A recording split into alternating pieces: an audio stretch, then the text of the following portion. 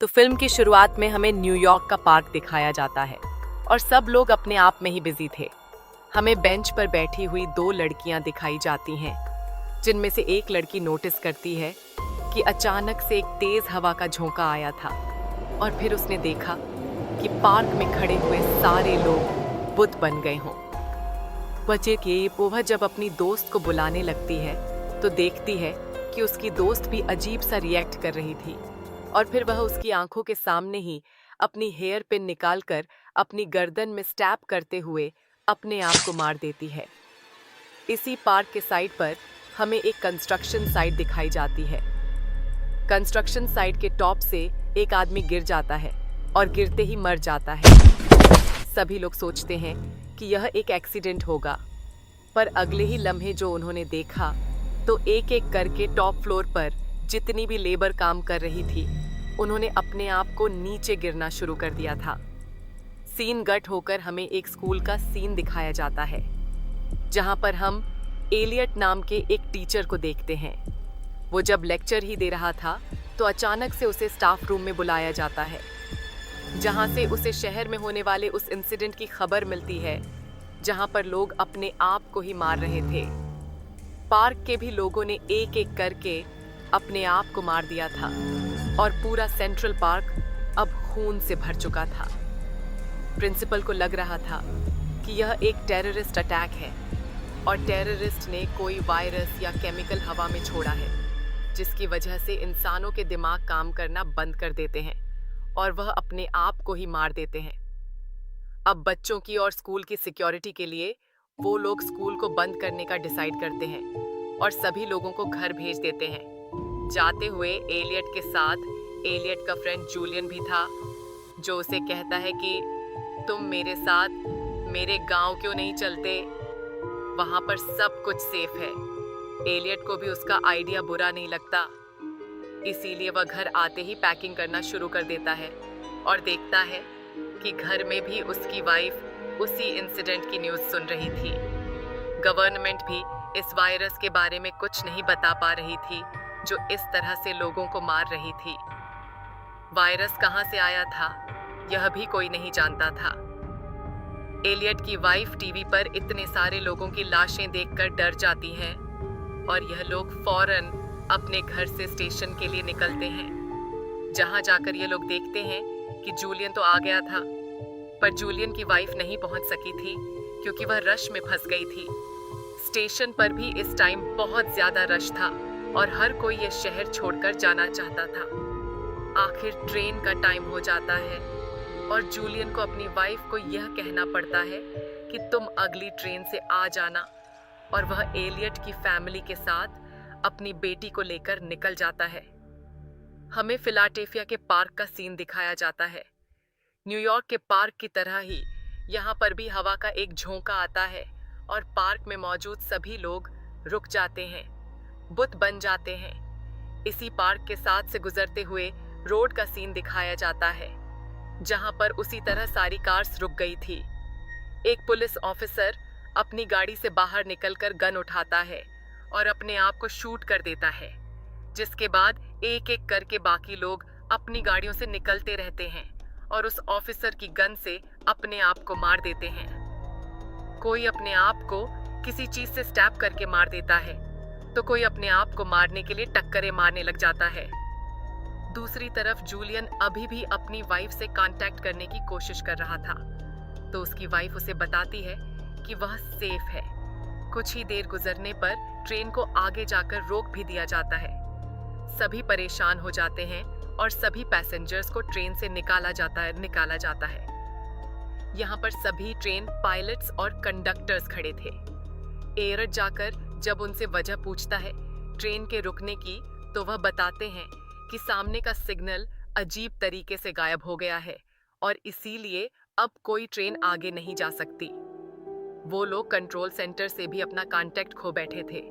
अब यह लोग इस टाइम जिस जगह पर थे, सभी पैसेंजर्स वहां के एक होटल में चले जाते हैं। एक औरत एलियट को एक वीडियो दिखाती है इसकी, जहां पर एक आदमी ने खुद अपने आप को शेरों के हवाले कर दिया था। ये वीडियो इतनी ज्यादा क्रेपी थी कि जिसने इस वीडियो को देखा वो परेशान हो गया। अब यहाँ पर टीवी चलता है सभी लोगों का ध्यान टीवी की तरफ चला जाता है, जहां पर इसी वायरस के बारे में बताया जा रहा था।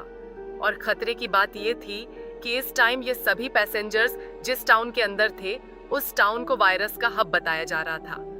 ये सुनते ही सब लोग पैनिक हो जाते हैं और इस शहर से निकलने की कोशिश में लग जाते हैं। इस शहर की बोवर भी काट दी जाती है। अपनी अपनी कार में बैठकर सभी लोग यहाँ से भागने लगे। एलगेट और उसकी वाइफ, जिसके पास अभी कोई कार वगैरह नहीं थी, वह यहाँ लोगों से लिफ्ट मांगने लग जाते हैं, पर कोई उन्हें लिफ्ट देने के लिए तैयार नहीं होता। फाइनली एक कपल जो काफी देर से उन दोनों को नोटिस कर रहा था, वह उनको अपने साथ चलने की ऑफर देता है और ये दोनों मान जाते हैं। जूलियन उनके पास आता है और उनको बताता है कि मैं तुम्हारे साथ नहीं जा रहा, मुझे मेरी वाइफ को ढूंढना है और मैं उसे ढूंढने के लिए जा रहा हूँ, लेकिन इस सारे खतरे में मैं अपनी बेटी को नहीं लेकर जा सकता। तुम प्लीज मेरी बेटी का ख्याल रखना और हम कुछ टाइम बाद मिलेंगे। फारा साहब अपनी बेटी को प्यार करता है और एक दूसरे ग्रुप से लिफ्ट लेते हुए न्यू जर्सी की तरफ निकल जाता है। हमें जूलियन की कार को दिखाया जाता है। यह लोग एक रोड से गुजर रहे थे, जहां इन्होंने देखा कि जगह जगह दरख्त से लोगों की लाशें लटकी हुई थी। ये सब इतना खतरनाक था कि सामने जो कपल ड्राइव कर रहा था, वो भी घबरा जाता है। जूलियन उन दोनों को काम डाउन करने की कोशिश करता है और उन्हें कहता है कि सारी ओपनिंग्स को अच्छी तरह सील कर दो। ये लोग सारी ओपनिंग्स को सील कर तो देते हैं, लेकिन ऊपर नहीं देखते, जहां रूफ में एक सुराख था। इतनी ही देर में दोबारा हवा का झोंका आता है, जिसका हमेशा से मतलब है कि वायरस अटैक कर रहा है। यह कार चलते चलते एकदम से हल्की हो जाती है और फिर एकदम से स्पीड बढ़ाते हुए एक कद से टकरा जाती है। जिस एक्सीडेंट में वो कपल मारा जाता है और बच जाता है बस जूलियन, जो अब उस कार से बाहर निकल आया था, लेकिन वायरस से बचा वो भी नहीं था। कार के टूटे हुए शीशे का इस्तेमाल करते हुए वह अपनी भी वेंस काट लेता है और मर जाता है। दूसरी तरफ अब हमें एलियट के कार को दिखाया जाता है। एलियट ने बाहर निकलकर अपने बाइनोकुलर से देखा कि सामने लाशों के ढेर पड़े हुए थे, जिनके ऊपर से तो यह लोग गुजर के नहीं जा सकते थे। इसीलिए यह लोग अपना रास्ता बदल लेते हैं और दूसरे रास्ते पर एकदम से सोल्जर्स की एक जीप रोककर इन्हें आगे जाने से मना करती है और बताती है कि आगे की बेस पूरी तरह तबाह हो गई है। सारे सोल्जर्स मारे गए हैं सिवाय मेरे। इतनी ही देर में यहाँ पर और भी कार्स आ जाते हैं और सोल्जर्स सभी कार्स को रोककर आगे जाने से मना करता है। ना चाहते हुए भी इन लोगों को इसी टाउन में रुकना पड़ रहा था और यहाँ पर रहने वाले एक आदमी के कहने के मुताबिक यह लोग इस टाउन में मौजूद घरों में रहने का डिसाइड करते हैं। काफी सारे लोगों की अब यह एक टीम बन गई थी, जिसे लीड कर रहा था वह सोल्जर। दिखाया जाता है कुछ लोग आगे की तरफ चल रहे थे और कुछ पीछे की तरफ। आगे वाला ग्रुप था एलियट का। एलियाडो तो जैसे ही आगे निकलते हैं, पीछे हवा का एक झोंका गुजरता है। सब लोग दोबारा रुक जाते हैं और वह सोल्जर्स लूट मारते हुए अपने आप को गन से शूट कर देता है। एक एक करके सभी लोग उसकी गन का इस्तेमाल करते हुए अपने आप को मार देते हैं। एलियट और उसके ग्रुप के सभी लोग जब पीछे देखते हैं तो दंग रह जाते हैं कि उनके साथ के सभी लोग मारे गए थे। एलियट भी बहुत ज्यादा पैनिक हो गया था, क्योंकि उसे लग रहा था कि अब अगली मर्तबा वही मरेंगे। एलियट इन सारी चीजों से ही अंदाजा लगाता है कि यह वायरस पौधों की तरफ से फैल रहा है। उसने नोटिस किया था कि यह वायरस वहीं में ही फैल रहा था जहां पर एक टाइम में ज्यादा लोग हो और आसपास ज्यादा पौधे भी हो। वो इन सब से कहता है कि ज्यादा इंसानों की वजह से यह वायरस फैल रहा है और हमें अब अलग अलग होकर चलना होगा। इतनी ही देर में यहाँ पर हवा का झोंका भी आ जाता है और एलियट इन सब से हवा के ऑपोजिट डायरेक्शन में भागने को कहता है, क्योंकि उसे ऐसा करने से लग रहा था कि वायरस इन पर हमला नहीं करेगा। हवा इनके ऊपर से होकर गुजर जाती है। यह लोग हवा की उल्टी डायरेक्शन में खड़े रहते हैं और अपनी मौत का इंतजार कर रहे होते हैं। लेकिन तभी हवा का यह झोंका खत्म हो जाता है और हैरानक तौर पर इन सब में से किसी को कुछ नहीं होता। यानी एलियट की यह थ्योरी ठीक थी। हवा के उल्टी डायरेक्शन में भागने वाली और दूर दूर होकर चलने वाली। अब क्योंकि एक ग्रुप डिवाइड हो गया था, एलियट के पास एलियट की वाइफ, उसके फ्रेंड की बेटी और 2 और लड़के रह गए थे। ये लोग अब आगे की तरफ भागते हैं और इन्हें किस्मत से एक कार मिल जाती है जिसके अंदर एक मैप था। ये लोग उस मैप को देखते हुए अंदाज़ा लगाने की कोशिश करते हैं कि वो लोग इस टाइम कहाँ पर हैं, और फिर इन्हें पास ही एक बहुत बड़ा सा मेंशन दिख जाता है जिसके अंदर यह लोग चले जाते हैं। यहाँ जाकर ये नोटिस करते हैं कि यहाँ पर हर चीज़ प्योर थी, क्योंकि इस घर के आसपास बहुत सी फील्ड्स थीं और इस घर में तैयार होने वाली हर चीज़ पौधों से हासिल की जा रही थी। ये चीज़ खुश होने की बात नहीं थी, बल्कि अब खतरे की बात थी, क्योंकि एलगेट के मुताबिक वायरस पौधों से फैल रहा था। वो देखता है कि यह घर चारों तरफ से पौधों से ही ढका है, तो अब यहाँ रहना सेफ नहीं। ये लोग जल्दी से यहाँ से कुछ खाते पीते हैं और इस घर से निकल जाते हैं। इस जगह से भागते ही ये लोग देखते हैं कि बाकी ग्रुप भी इसी घर के अंदर आ गया था। दूर उसी घर में हवा का एक झोंका चलता है और सभी लोग अजीब ऑगरीब एक्ट करने लग जाते हैं। एक आदमी तो जाकर यहाँ पे घास काटने वाली मशीन चला देता है और खुद उसके नीचे लेट जाता है। उसकी बॉडी क्रश हो जाती है और वो मारा जाता है।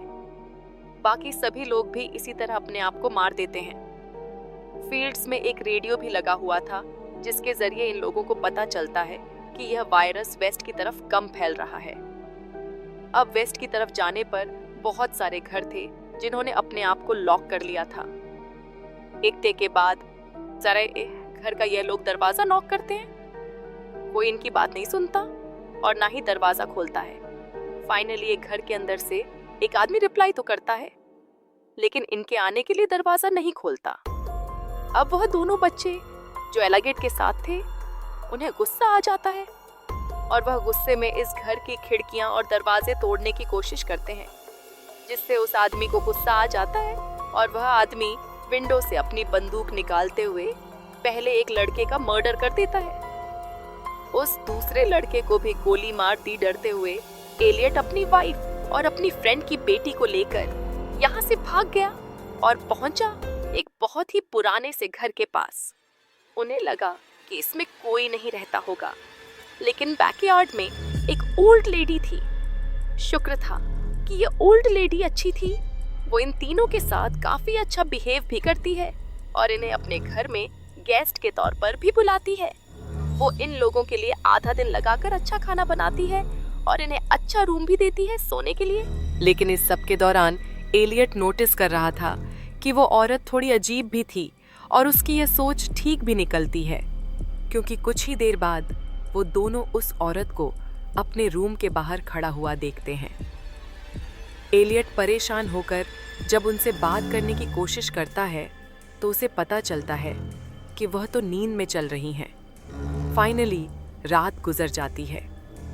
एलियट जब सुबह को सोकर उठता है तो देखता है कि उसकी वाइफ और वो बच्ची बेड पर नहीं थे।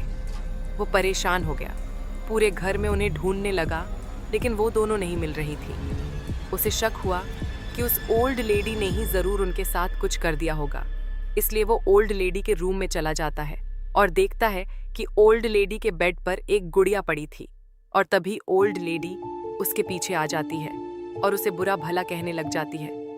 वो उसे कहती है, मैं जानती थी कि तुम चोर हो और यहाँ पर चोरी ही करने आए हो। वो गुस्से में एलियट को उसका घर छोड़कर जाने को कह देती है। एलियट समझ जाता है कि इस ओल्ड लेडी की दिमागी हालत ठीक नहीं है। काफी अरसे से अकेले रहते हुए उसे नहीं समझ आ रही कि उसे किसी के साथ कैसा बर्ताव करना चाहिए।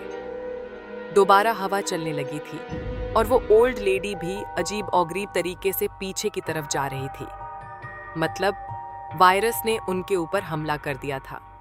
यह देखते हुए ही वो फौरन घर के अंदर आ जाता है और जोर से आवाज लगाता है अपनी वाइफ को और कहता है, जहां पे भी हो छुप जाओ, छुपे ही रहना।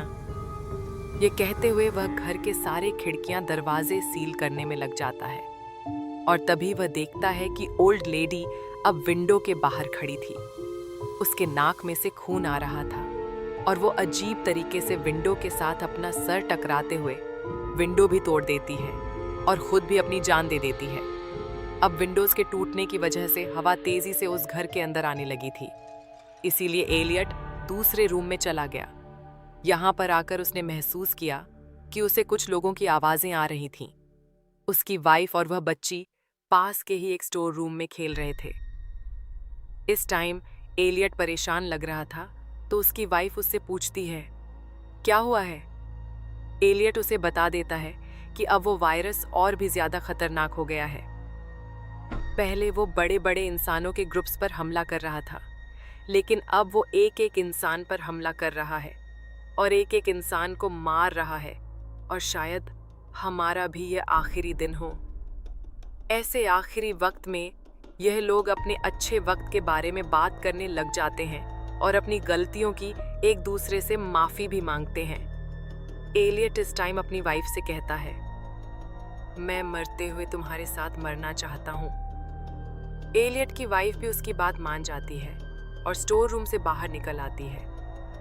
एलियट भी घर से बाहर निकल आया था और यह दोनों आगे बढ़ते हुए एक दूसरे का हाथ पकड़ लेते हैं ताकि जब मरे तो एक साथ मरे।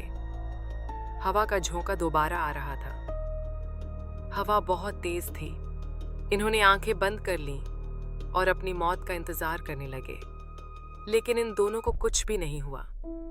ये लोग हैरान थे। घर के अंदर आ गए और एक दो दिन इन्होंने यहीं पर गुजारे और इन्हें पता चला कि जिस टाइम ये लोग बाहर निकले थे उसी टाइम उस वायरस का असर खत्म हो गया था और इन दोनों की जान बच गई थी। इस वायरस ने ऐसी तबाही फैलाई थी कि कोई उसे एक्सप्लेन भी नहीं कर सकता और ना ही कोई उस वायरस के पैदा होने की वजह जान पा रहा था। खैर, 3 महीने का वक्त गुजर जाता है। हमें न्यूयॉर्क और फिलाडेल्फिया दिखाया जाता है, जहां से वह वायरस फैलना शुरू हुआ था। यहाँ पर भी अब सब कुछ नॉर्मल हो चुका था और लोग अपनी रूटीन में वापस आ गए थे। एलियट और उसकी वाइफ भी अपने घर वापस आ गए थे और जूलियन की बेटी को उन्होंने अडॉप्ट कर लिया था।